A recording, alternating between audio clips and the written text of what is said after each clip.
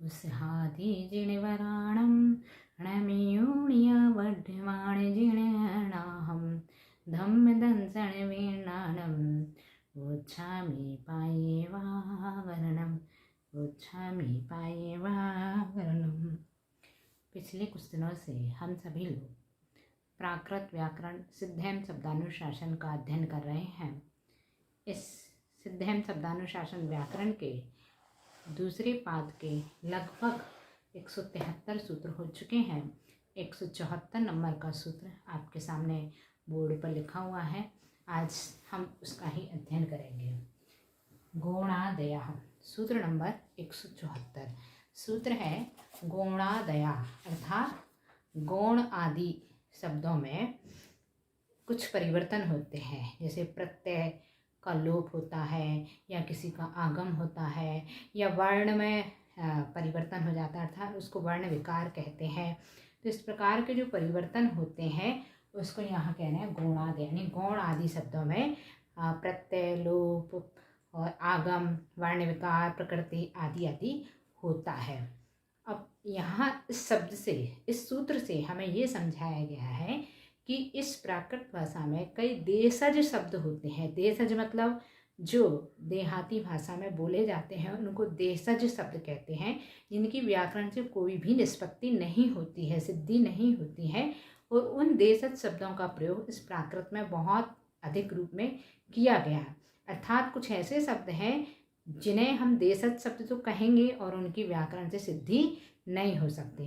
तो वो कौन से शब्द हैं? तो हमने यहाँ लिखा है, उसमें क्या क्या नियम लिखा है। देशज शब्दों में किसी किसी में, सभी में नहीं, सबके लिए एक जैसे नियम नहीं है, किसी किसी में कुछ देशज शब्द ऐसे हैं जिनमें हा के स्थान पर द्वित्व डा हो जाता है। क्या हो जाता है? हा के स्थान पर द्वित्व डा। कुछ देशज शब्द ऐसे हैं जिसमें हा के स्थान पर भा हो जाता है। अभी अपन व्याकरण के अनुसार भा के स्थान पे हा कर रहे थे, लेकिन देशज शब्दों में हा के स्थान पे भा हो जाता है। और कुछ देशज शब्द ऐसे हैं जहाँ द्वित्व ला के स्थान पे द्वित्व डा हो जाता है। ठीक है, इन सब के अपन उदाहरण देखेंगे। और कुछ देशज शब्द ऐसे हैं जहाँ घोष अल्प प्राण के स्थान पर घोष महाप्राण हो जाते हैं। घोष शब्द कौन से कहलाते हैं और अघोष कौन से कहलाते हैं?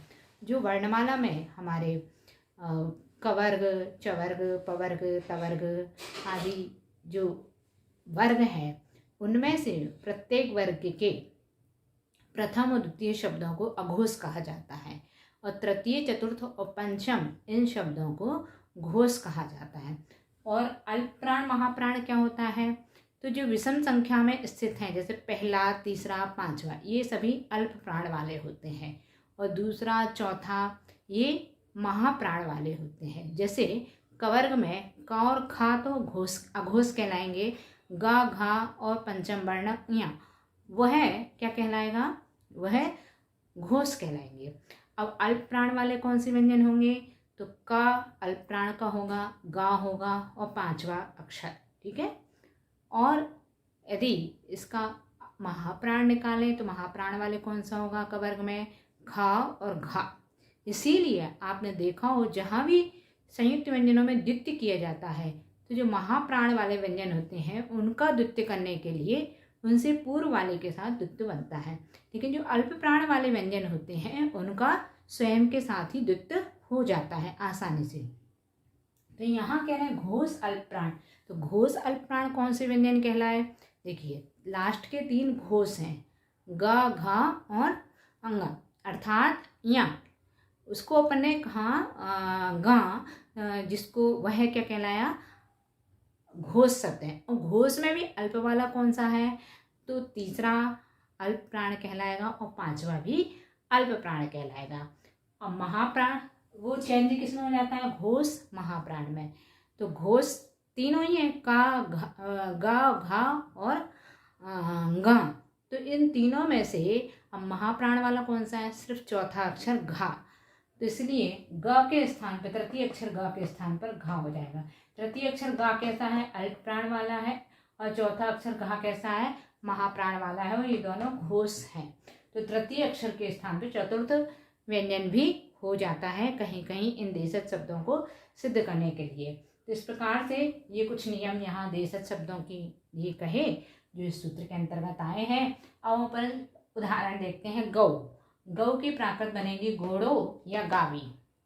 दोनों की बनाने के तरीके अलग अलग हैं। सबसे पहले यहाँ विसर्ग का लोप करेंगे यानी विभक्ति। तो यहाँ गोणः, गौ के स्थान पर गौण आदेश हो जाता है। यानी यहाँ जब कभी कोई सिद्धि नहीं होती, क्योंकि देशज शब्दों की हमने कहा प्राकृत व्याकरण के अनुसार नियमों से सिद्धि नहीं होती, तो वहाँ जैसा कि तैसा शब्द भी आदेश कर देते हैं या उसके स्थान पर पूरा के पूरा दूसरा शब्द आदेश है, जिसको निपात कहते हैं, तो निपात कर देते हैं। ठीक है, तो यहाँ जैसे गौण शब्द है, ये गो के स्थान पर क्या किया है, इसका निपात किया, यानी गौण रूप का निपात कर दिया। गौ शब्द के स्थान पर गौण रूप का निपात कर दिया। क्योंकि विसर्ग लगा हुआ, गौ के स्थान पे क्या कर दिया, गौण, और विसर्ग लगा हुआ है तो विसर्ग ऐसे ही रखा। अब विसर्ग का क्या हो जाता है, ओ, यानी विभक्ति लगा दी तो 3/2 नंबर का सूत्र किया, पुल्लिंग का सी प्रत्यय लगाया ओ, और यहाँ हमने 2/174 यानी जो सूत्र चल रहा है उस सूत्र से ही गौ शब्द के स्थान पर गोड़ यानी या गाव, दो शब्दों का निपात हो जाता है। गोड़ और गाव, पहले गोड़ रखा और विसर्ग लगाया और विसर्ग का ओ की विभक्ति लगाई, तो यहाँ क्या हो गया, गोड़ो, यानी पहला रूप बना।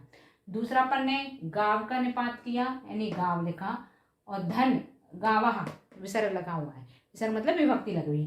तो इसको जब विभक्ति को अपन अलग करें तो ये गाव शब्द है, उसके बाद में इसमें विभक्ति लगी हुई है गिन, अर्थात ये स्त्रीलिंगवाची ई प्रत्यय लगा हुआ है, यानी ये विभक्ति है, तो इसका स्थान पर स्त्रीलिंगवाची ई हो जाता है। किस सूत्र से, क्योंकि ये शब्द जो था गौ, ये पुल्लिंगवाचक शब्द था, पहले इस पुल्लिंगवाचक शब्द को स्त्रीलिंगवाचक में चेंज किया, यानी 3/32 नंबर का जो सूत्र है अजाते पुंसः, इस सूत्र से पुल्लिंग शब्द को स्त्रीलिंग में परिवर्तित किया जा सकता है। यानी गावः जो पुल्लिंग शब्द था इसका स्त्रीलिंग बनाया तो गाव धन गी।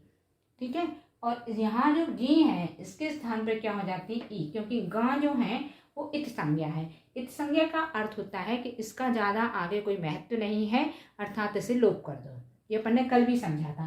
तो जो गांव है पंचम वर्ण, इसका लोप कर दिया, तो यहाँ क्या बचा, ई स्वर बचा, तो गाव धन ई दीर्घ ई, है ना, और उसके आगे विसर्ग भी लगा हुआ है अभी, इसको सिर्फ पुल्लिंग से स्त्रीलिंग बनाने में ये जोड़ा था, तो यहाँ विसर्ग भी लगा हुआ है।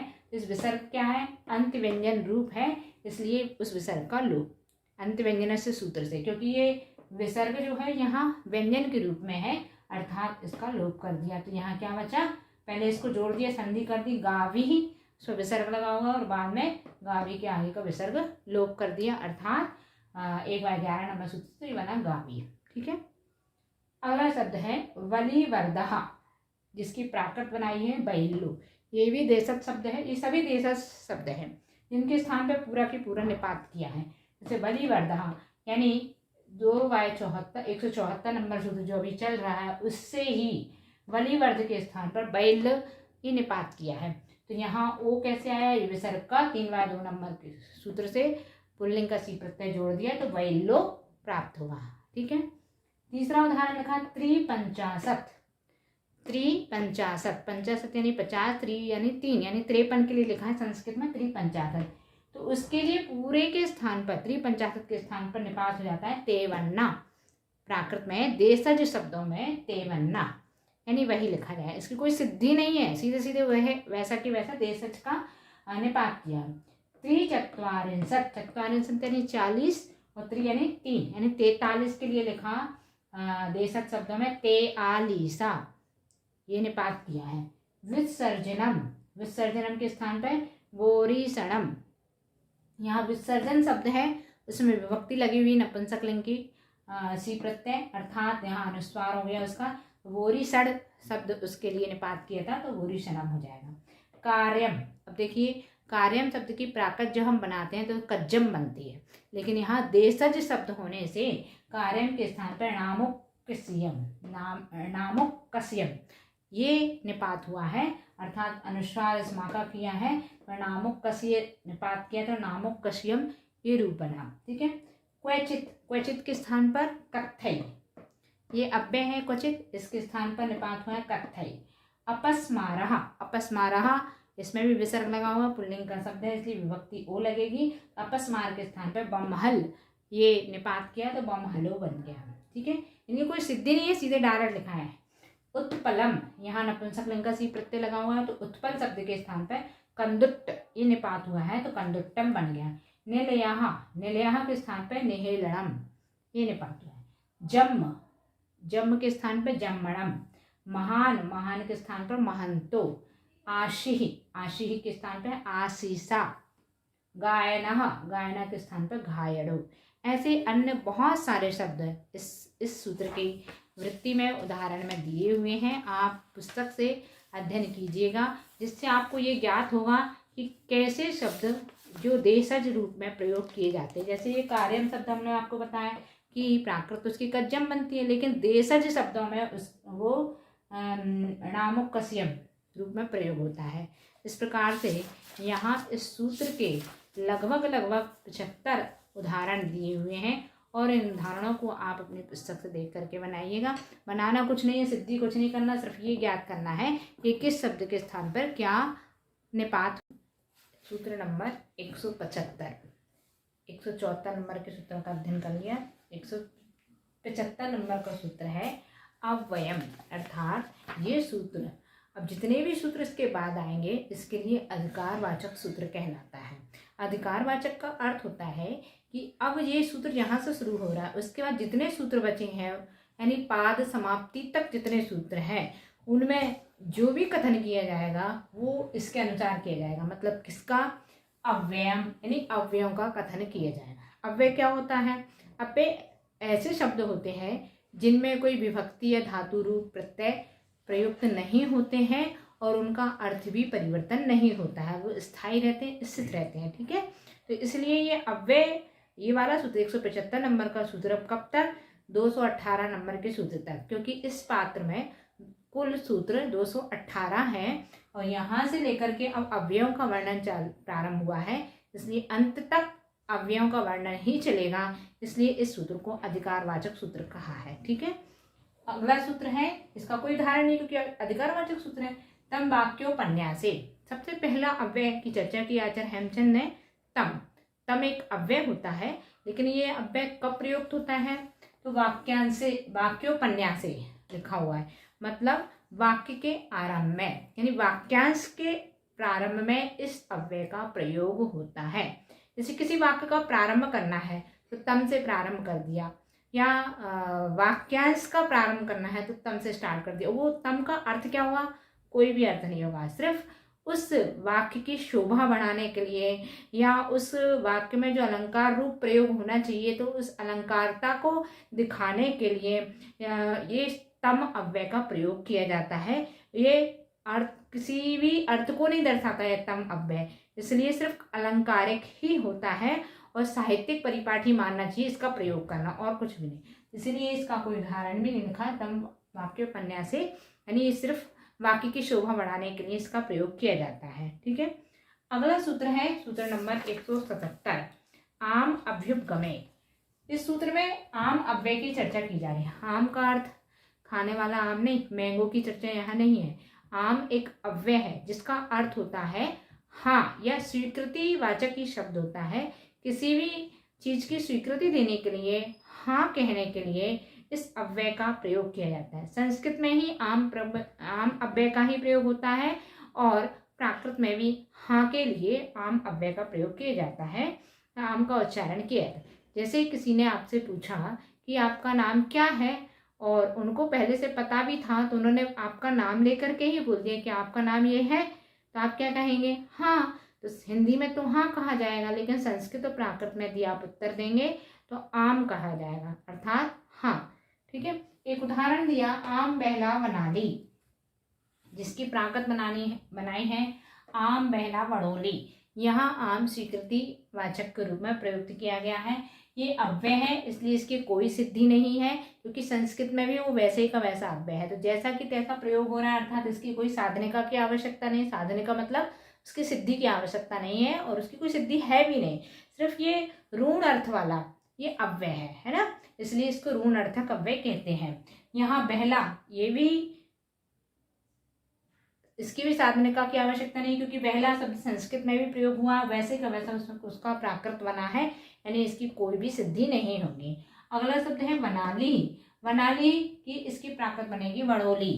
इसको कैसे सिद्ध करेंगे? ये विसर्ग लगा हुआ है और इकारांत शब्द है, तो इकारांत शब्द होने के कारण से अकलीवे सौ सूत्र का प्रयोग करेंगे, जिससे कि अंतिम ई का दीर्घ ई हो जाएगा और इसका लोप हो जाएगा, विभक्ति का लोप हो जाएगा। और नोणा सूत्र से ना का णा कर दिया, एक बार 228 से ना का कर दिया णा, ठीक है। लेकिन बीच में जो स्वर है आ के स्थान पर ओ करना है, उसके लिए 1/83 नंबर का सूत्र प्रयोग किया, औदल्याम औदाल्याम पंक्तौ। ये सूत्र अपन पढ़ चुके हैं पूर्व में, 1/83 नंबर का, जिससे आ स्वर के स्थान पर दीर्घ औ हो जाता है, दीर्घ ओ हो जाता है, औ नहीं सॉरी ओ, क्योंकि प्राकृत में औ तो होता ही नहीं है, तो ओ हो जाता है। तो यहाँ क्या हो गया? वनाली के स्थान पर वड़ोली, यानी पूरा वाक्यांश क्या बना?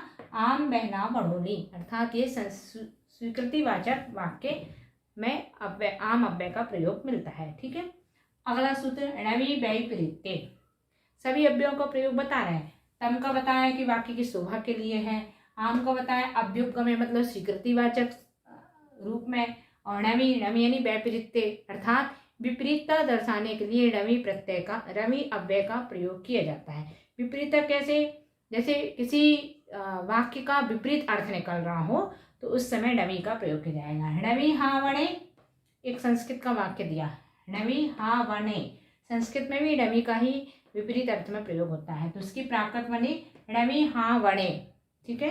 णवी अव्यय है जिसकी कोई साधनिका नहीं होगी, क्योंकि संस्कृत में भी वैसा ही प्रयुक्त होता है, इसलिए णवी के स्थान पर णवी ही रहा।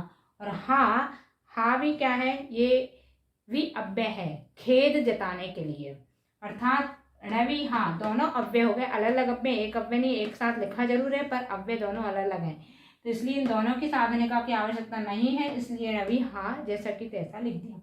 वने शब्द है, वने की प्राकृत बनेगी वणे, यानी इसमें सप्तमी विभक्ति लगी हुई है, सप्तमी एक वचन। इसकी मूल शब्द क्या है? वन और धन गी मतलब सप्तमी एक वचन।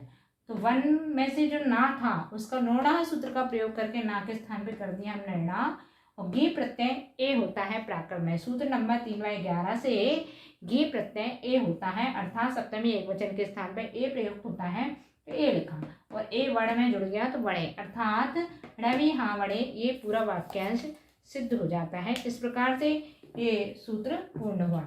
सूत्र नंबर 179, अगला सूत्र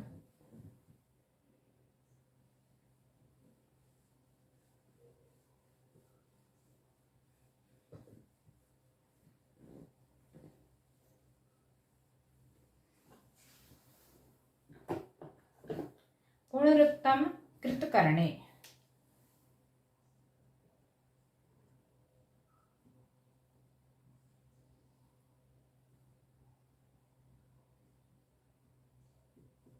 यहाँ पुनरुक्त अव्यय का प्रयोग बताया है। पुनरुक्त अर्थात उस अव्यय को कब प्रयोग करते हैं? वार कृत करने, यानी बार बार करना या बारंबार करना, ऐसा अर्थ जहाँ से निकले उस जगह पर उस समय साहित्य में पुनरुक्त अव्यय का प्रयोग होता है। जैसे एक उदाहरण दिया उन्होंने, ऐ स्वपिति, वाक्यांश से पूरा, ऐ स्वपिति पांसुले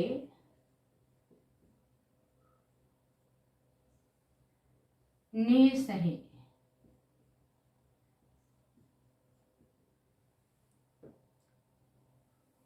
अंगई बारम बारम।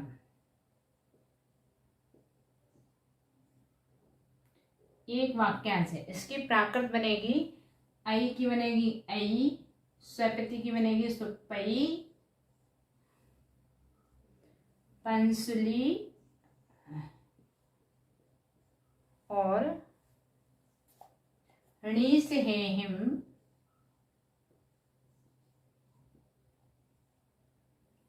अंगेहिम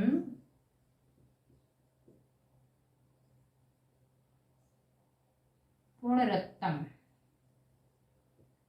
ये पूरी उस वाक्यांश की प्राकृत बनेंगे, इसको अपन को सिद्ध करना है, ठीक है। इस उदाहरण में ये पुनरुक्त शब्द को बारंबार अर्थ में प्रयोग किया, बारम लिखा है मतलब बार बार करना, उस अर्थ में ये पुनरुक्त का प्रयोग किया गया है। चलिए अपन बनाते हैं। ऐ के स्थान पर या का लोप किया, किस सूत्र से? 1y 177 नंबर के सूत्र से या का लोप किया। कागा चाजा तादा पाया वाम प्राया लोप, ऐ बचा है। ई सर्वशेष बचा। अब लिखा स्वपिति। स्वपिति, इस स्वपिति को बनाने के लिए, और ये ऐ जो है ये आमंत्रणात्मक अव्यय है। संस्कृत में ऐ ऐसे लिखा जाता है, प्राकृत में इसका प्रयोग ऐसे मिलता है, यानी ये भी एक अव्यय है। आमंत्रणात्मक मतलब आमंत्रण अर्थात संबोधन के रूप में इस ऐ का प्रयोग किया जाता है। ठीक है। अगला आज अपन ने लिखा है स्वपिति, अर्थात इसमें धातु है स्वपि धन इति, धनती, इति नहीं सिर्फ ती। ये धातु है स्वपि, जो अकर्मक धातु कहलाती है। तो यहाँ जो ती प्रत्यय लगा हुआ है मतलब वर्तमान काल प्रथम पुरुष एक वचन, ये प्रत्यय। तो स्वपि में से अपन क्या लोप करेंगे? सर्वत्र लवराम बंदे सूत्र से वाका लोप कर दिया। 2/79 से वाका लोप, क्या बचा? सा पी।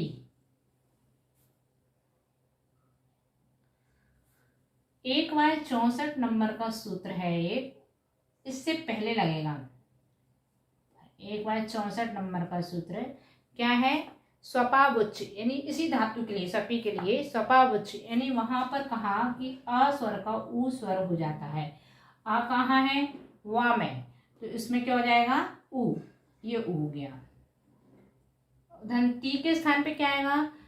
तो 3/139 नंबर के सूत्र से ती प्रत्यय जो होता है वर्तमान काल का प्रथम पुरुष का एक वचन, उसके स्थान पर प्राकृत में ई आता है, ये ई। अब इसमें से सर्वत्र लवराम बंदरे सूत्र से वा का लोप किया, तो ये क्या बचेगा? सुपी। ई और ई मात्रा जुड़ जाएगी, इसकी संधि हो जाएगी, यानी इसमें कुछ परिवर्तन नहीं आएगा, ये सुपी हो जाएगा। लेकिन जो पा यहाँ जो शेष बचा है, इस पा का क्या करेंगे हम? द्वितीय। कौन से सूत्र से? 2/98, क्योंकि ये संयुक्त में से पा शेष नहीं बचा है, पा पहले से ही था और स्वतंत्र रूप में था, इसलिए तेलादव सूत्र है 2/98, उससे पा व्यंजन का लोप द्वितीय किया। तो सुप्पी और ई जोड़ दिया इसमें, तो सुप्पी ई, सुप्पी ई।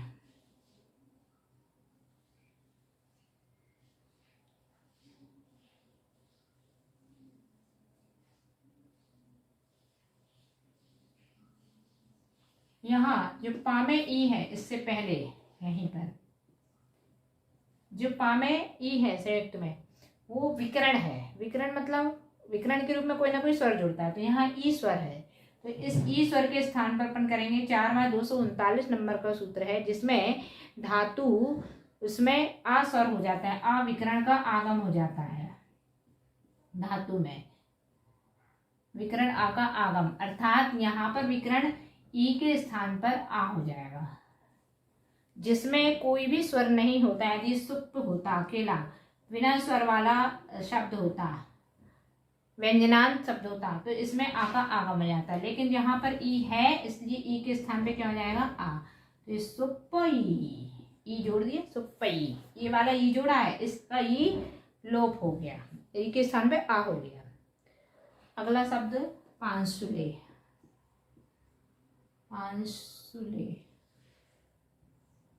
इसकी प्राकृत बनेगी, ये भी संबोधनात्मक शब्द है, अर्थात जो सातों विभक्तियां होती हैं उसके पश्चात रूप बनाते हैं जब, तो संबोधन लिखते हैं, तो वही यहाँ संबोधन का प्रत्यय इसमें लगेगा।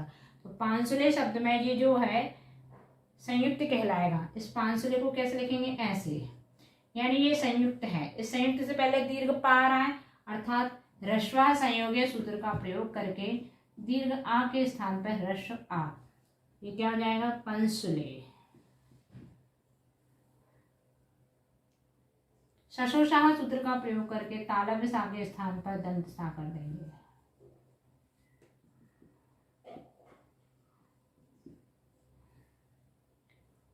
और अंत में जो ले है, ये यानी कि जो पुल्लिंग शब्द है, ले ए प्रत्यय लगा हुआ है, यानी कि पुल्लिंग शब्द है, इसको अपन को करना है स्त्रीलिंग में। अजाते पुंसः सूत्र 3/32 नंबर का, उस सूत्र से पुल्लिंग शब्द के स्थान पर स्त्रीलिंग आदेश हो जाएगा, यानी ये स्त्रीलिंग बन गया, इसको अभी ऐसा ही रहना है। स्त्रीलिंग का प्रत्यय अलग होता है तो उसके हिसाब से स्त्रीलिंग का प्रत्यय क्या जुड़ेगा अपन को यहाँ पर, दीर्घ ई, स्त्रीलिंग प्रत्यय ई, दीर्घ ई, क्या बन जाएगा ये, पंसुली। दीर्घ ई होता है, 3/32 से अपन ने कर दिया। अब यहाँ तो अपने को लेकिन ह्रस्वी चाहिए प्राकृत में, तो क्या करेंगे हम यहाँ पर इसके लिए एक सूत्र प्रयोग करेंगे 3/42 नंबर का, इदुतो ह्रस्वः। इस सूत्र से दीर्घ ई के स्थान पर ह्रस्व ई, इदुतो ह्रस्वः सूत्र से, तो पंसुली, ये प्राकृत इसके सिद्ध हुए। अब अगला शब्द है नीसहेहिम, इसकी संस्कृत लिखते हैं निसहेहिम, निसहेई,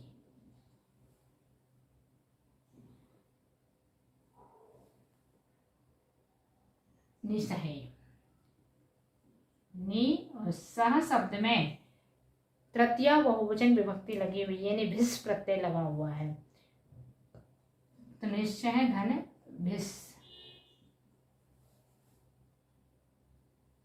नोणा सूत्र से आगे का ना कर दिया ना, और उसके बाद जो विसर्ग है उस विसर्ग का लोप करेंगे निर्दुर रोरवा 1/13 नंबर का सूत्र से। नी के आगे जो विसर्ग है उसका, इस विसर्ग का नहीं, ये तो विभक्ति है, विसर्ग का लोप, क्या बना, नी धन सह, और भिस प्रत्यय कौन सा लगेगा, 3/7 नंबर के सूत्र से भिस प्रत्यय होता है ही, ही। और 3/7 जब लगता है तो उसका एक जुड़वा भाई 3/15 भी लगता है, कि जहां भिस प्रत्यय जुड़ा है उससे पहले वाले मूल शब्द में यदि अ स्वर है तो वो ए हो जाएगा, अ के स्थान पर ए, यानी जैसे सह में अ है तो उसके स्थान पर ए, यानी यहाँ पर कुल प्रत्यय हो गया एहिम, ही से पहले ए होना चाहिए इसलिए एहिम। अब इस सब शब्द को अपन जोड़ देंगे, ठीक है, और नोणा सूत्र से इस ना का कर देंगे णा, और एक सूत्र का प्रयोग और किया जाएगा लुकी निरहा 1/93 नंबर का सूत्र, लुकी निरहा, यदि निरहा शब्द में नी उपसर्ग में यदि विसर्ग लोप करते हैं तो जो नी में ई है वो दीर्घ ई हो जाती है, ह्रस्व ई के स्थान पर दीर्घ ई, तो क्या बन जाएगा, दीर्घ नी सह, और एहिम इसमें जोड़ दिया सहेहिम, और नोणा शब्द से सूत्र से णीसहेहिम,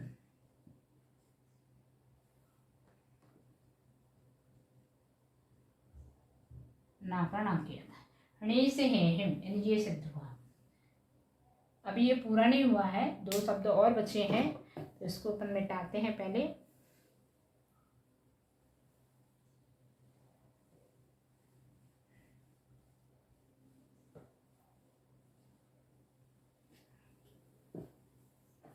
अगला शब्द अंगहि, अंगहि, इसमें भी भिस प्रत्यय लगा हुआ है, अंग धन भिस, भिस मतलब तृतीय बहुवचन, ये भिस जो अपन ने यहाँ लगाया है, तो इसमें क्या हो जाएगा, ये 3/7 नंबर के सूत्र से ही प्रत्यय लगेगा, 3/15 से ए आ जाएगा, आ के स्थान पे ए, तो अंग धन एहिम, जोड़ दीजिए इसको अंगेहिम, और बारम के स्थान पर क्या आदेश हो जाएगा, सूत्र नंबर 2/179 से पुनरुत्तम, सीधा सीधा, इसमें कोई सिद्धि नहीं करनी है, सीधा सीधा वाणम वाणम अर्थ में पुनरुत्तम अव्यय का प्रयोग होगा। इस प्रकार से ये जो वाक्यांश था वो पूर्ण हुआ, आई सुपई पंचले नीच हेहिम अंगेहिम पुनरुत्तम, ये सिद्ध हो जाता है।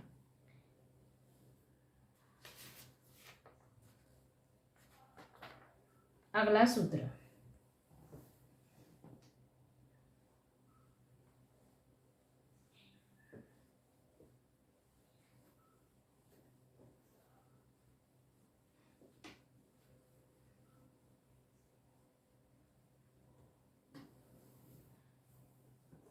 सूत्र नंबर 180। हंदी, विषाद, विकल्प,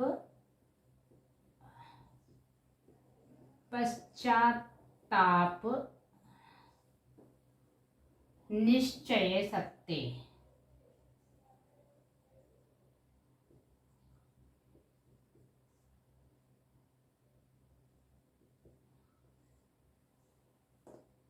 ये क्या कह रहे हैं यहाँ? हंदी अव्यय का प्रयोग बताया। वो कितने अर्थों में प्रयोग होता है? विषाद अर्थ में, विकल्प अर्थ में, पश्चाताप अर्थ में, निश्चय अर्थ में और सत्य अर्थ में।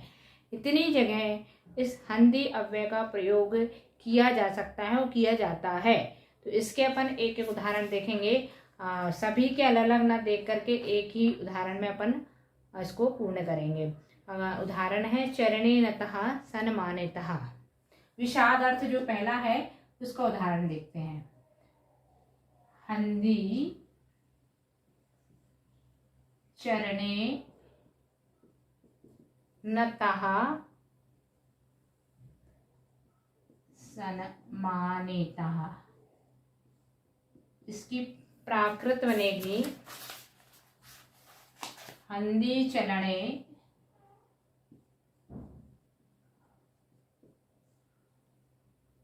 णौ सो ड़ा मणियो माणियो। इस वाक्यांश की प्राकृति है। इसमें हंदी अव्यय का प्रयोग किया गया है विषाद अर्थ में। इस वाक्य के अर्थ में विषाद निकलता है, मतलब विषाद मतलब दुख रूप ये वाक्य है, जिससे इसका भावार्थ दुख रूप मिलता है। तो हंदी का हंदी ही होगा, क्योंकि ये संस्कृत में भी इसी रूप में प्रयोग होता है, इसलिए इसकी कोई साधनिका नहीं है। ये ऋण अर्थक अव्यय है और इसकी सिद्धि की आवश्यकता नहीं है, इसलिए ऐसे ही रहेगा। ठीक है। अगला शब्द है चरणेय। चरणेय शब्द में सप्तमी विभक्ति लगी हुई है। चरण धन गी, गी मतलब सप्तमी एक वचन। यहाँ चरण में गी प्रत्यय लगाना है और हरिद्रादौ लाह 1/254 नंबर के सूत्र से र के स्थान पे ला आदेश करना है। यहाँ बन जाएगा चरण धन। 3/11 नंबर के सूत्र से गी प्रत्यय ए होता है, गी का ए, ये क्या बन जाएगा? चलने। ठीक है।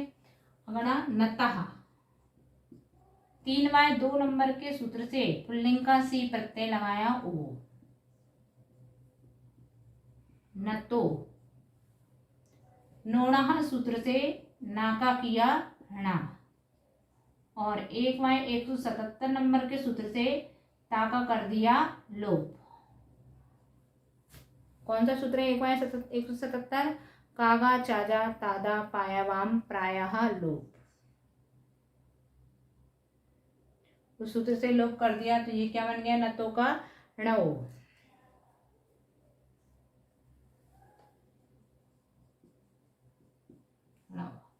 अगला शब्द है सा।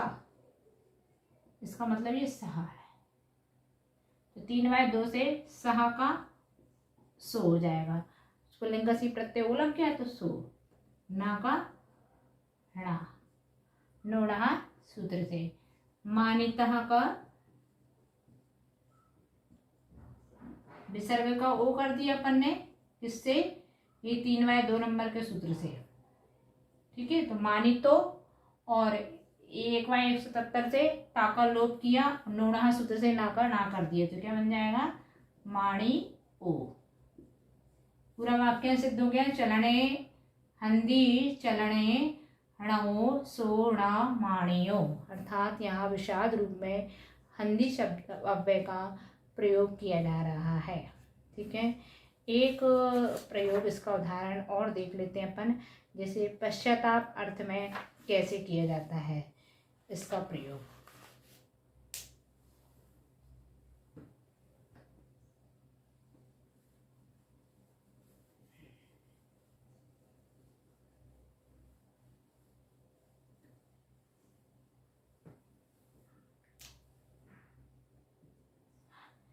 हंदी न भविष्यति भणनशीला,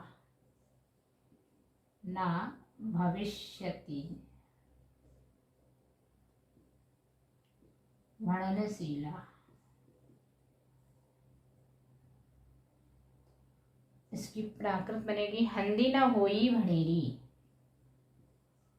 हंदी न होई भनेरी। ठीक है, हंदी का तो हंदी रहेगा, मैंने जैसा कि पहला देखा कि हिंदी संस्कृत का अव्यय है, वैसे ही प्राकृत में उपयोग किया जाता है। यहाँ ये किस अर्थ में प्रयोग हो रहा है, यहाँ पश्चाताप अर्थ में इस वाक्यांश में प्रयोग हो रहा है, अर्थात इसकी कोई साधनिका की आवश्यकता नहीं है।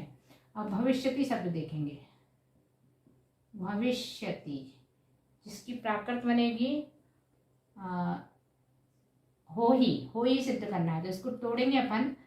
भव धातु है इसमें और इसका भविष्य काल का प्रत्यय लगा हुआ है, तो भव धातु और जो श्य धन ती, धन ती, वर्तमान काल प्रथम पुरुष एक वचन।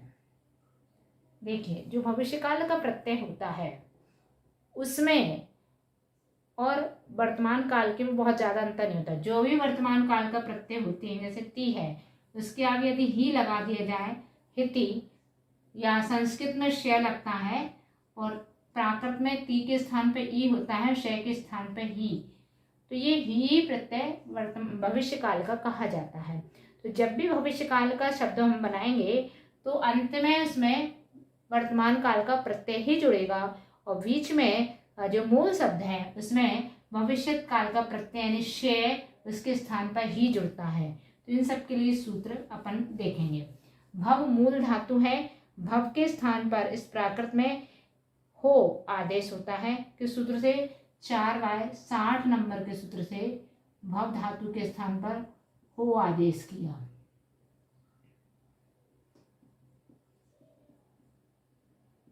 धन और जो भविष्यत काल प्रत्यय होता है उसके लिए सूत्र है 3/172 नंबर का सूत्र। क्या है? सोच्छाये इजादिसु ही लुक्च, यानी वहां पर जो भविष्य काल प्रत्यय है वो क्या है? ही। धन 3/119 से ही वर्तमान काल का प्रथम पुरुष का एक वचन प्रत्यय ती के स्थान पर ई होता है। हो रश्वि ई और रश्वि संधि क्या होगी? दीर्घ ई, तो ये हो जाएगी हो ही। 1/5 नंबर के सूत्र से संधि कर दी है। संधि पदादेर्वा सूत्र है, उससे संधि कर दी। अगला शब्द है भणनशीला।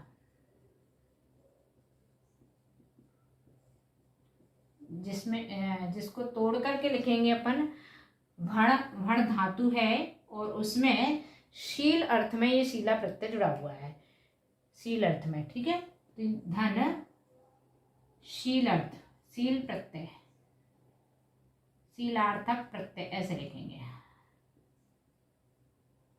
भण धातु में शीलार्थक प्रत्यय जुड़ा हुआ है, तो भण तो ऐसे ही लिखा। शीलार्थक प्रत्यय जो प्राकृत में होता है वो शील अर्थ में एर हो जाता है। ये अपन ने पढ़ चुके हैं अभी अपन 145 नंबर के सूत्र में। शीलाद्यर्थ शेरः, अर्थात उसमें शील प्रत्यय के स्थान पर क्या हो जाएगा? 2/245 से शीलार्थक प्रत्यय क्या है? एर। ये हो गया एर। शब्द क्या बना? भणेर। क्योंकि ये शब्द पुल्लिंग का है इसलिए, लेकिन हमें चाहिए स्त्रीलिंगी शब्द, है ना। तो 3/32 नंबर के सूत्र से, अजाते पुंसः सूत्र से पुल्लिंग का बनाया अपन ने स्त्रीलिंग। भड़े को क्या कर दिया? स्त्रीलिंग में। और स्त्रीलिंग में क्या हो जाता है? जो प्रत्यय होता है वो दीर्घ ई होता है। स्त्रीलिंग वाचक प्रत्यय दीर्घ ई।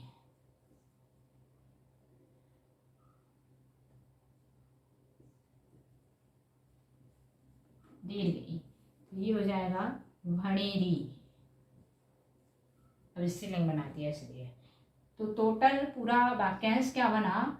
हंदी हो ही भणे, हंदी ना होई, ना का क्या होगा, ना का ना ही होता है, हंदी ना हो ही भणेरी।